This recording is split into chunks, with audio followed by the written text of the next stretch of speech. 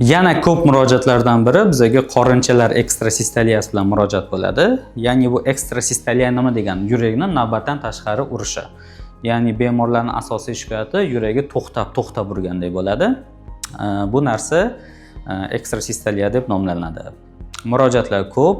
Hamma ekstrasistaliya ham demak operativ yo'l orqali davolanmaydi. Bir xil ekstrasistaliya dori orqali davolanadi, bir xillariga operatsiya kerak bo'ladi.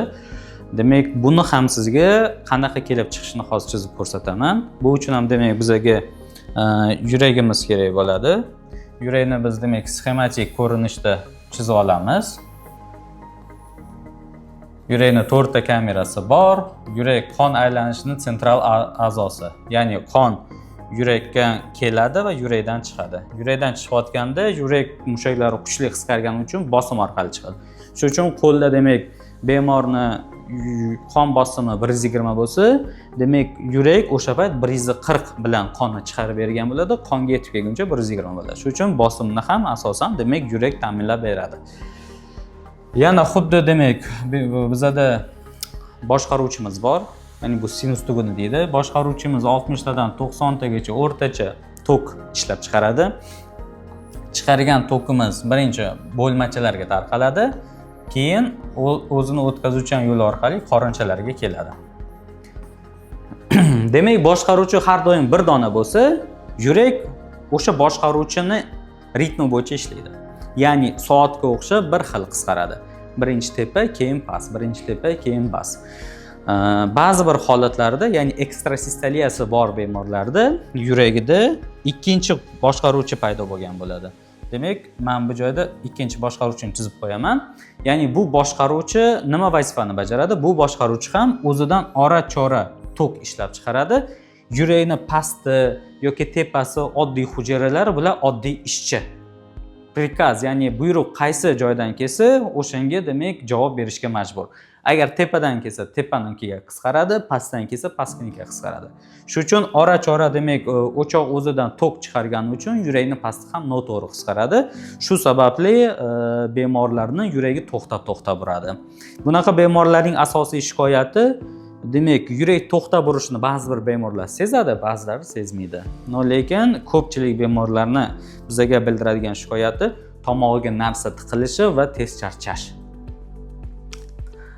Demak, diagnostikasi qanaqa bo'ladi? Diagnostikasi bu yurak urishi, ya'ni yurak ritmi bo'yicha gapirsak, faqat eng bizga yuqorida turadigan diagnostik metodlardan birinchisi bu EKG, ikkinchisi Holter tekshiruv.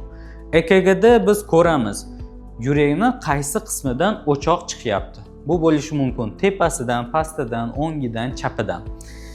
Holter tekshiruvida 1 sutkalik, ya'ni EKG da biz bu o'choqni 1 sutkada necha marotaba chiqyapti.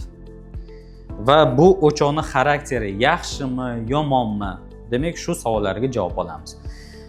O'choqning xarakteriga, o'choqning demak soniga va o'choqning aktivligiga qarab davolash metodlari ikki xil bo'ladi. Agarda o'chog'imiz passiv o'choq, ora-chora ishlaydigan o'choq, xavfsiz o'choq bo'lsa, bu bemorlarga biz dori bilan davolanishni tavsiya qilamiz.